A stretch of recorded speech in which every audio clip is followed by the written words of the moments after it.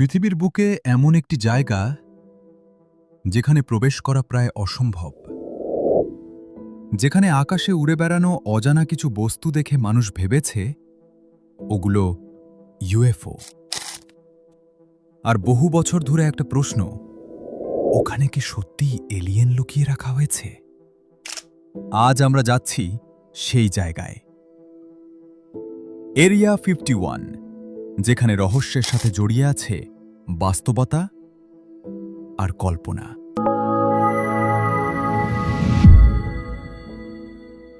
Area 51 আসলে কোনো আলাদা দ্বীপ না।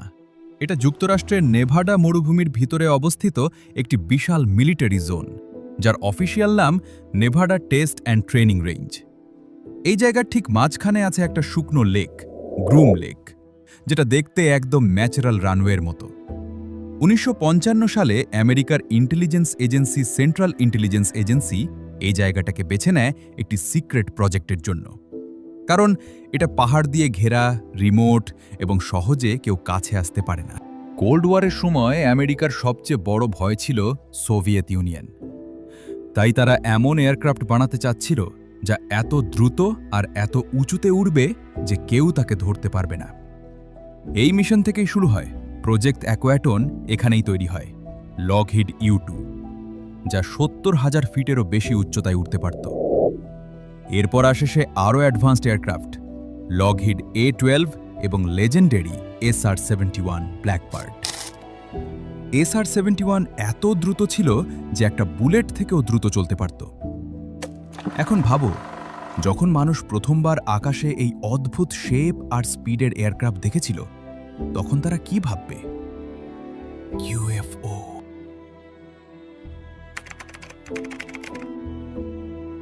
1960 থেকে 70-এর দশকে অনেক পাইলট আর সাধারণ মানুষ আকাশে অদ্ভুত আলো আর অবজেক্ট দেখতে পায়, কিন্তু তারা জানতো না এগুলো আসলে সিক্রেট মিলিটারি এয়ারক্রাফট।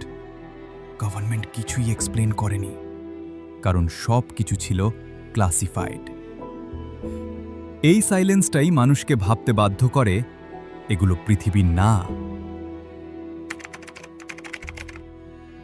1989 সালে বব লাজার নামক একজন ব্যক্তি দাবি করেন তিনি এরিয়া 51 সিক্রেট সেকশনে কাজ করেছেন, যেখানে এলিয়েন স্পেসক্রাফট রিভার্স ইঞ্জিনিয়ারিং করা হচ্ছিল।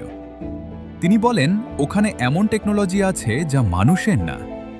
এই ইন্টারভিউয়ের পর পুরো বিশ্বে ছড়িয়ে পড়ে এরিয়া 51 সমান এলিয়েন বেস। কিন্তু প্রবলেম হলো তার এডুকেশন, জব হিস্ট্রি কোনোটারই সলিড প্রুফ পাওয়া যায়নি। সময় গড়ানোর সাথে সাথে অনেক সিক্রেট প্রজেক্ট ডিক্লাসিফাইড হতে শুরু করে, বিশেষ করে অক্সকার্ট প্রোগ্রাম এতে অফিসিয়ালি কনফার্ম হয়।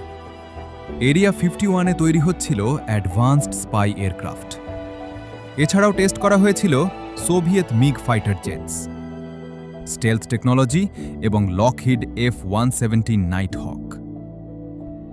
2007 সালের পর অনেক ফর্মার এমপ্লয়ি তাদের কাজ সম্পর্কে ওপেনলি কথা বলতে শুরু করে। তারা সবাই একটাই কথা বলেছে, এখানে এলিয়েন নিয়ে কোনো কাজ হয়নি। এরিয়া 51A সিকিউরিটি এত স্ট্রিক্ট কেন? কারণ এখানে তৈরি হচ্ছিল এমন টেকনোলজি যা এনিমি কান্ট্রি জানলে হিউজ রিস্ক হয়ে যেত। Shoot on sight warning, restricted air space, সবকিছুই ছিল ন্যাশনাল সিকিউরিটি এর জন্য। কিন্তু মানুষের কাছে এই সিক্রেসি হয়ে ওঠে রহস্য।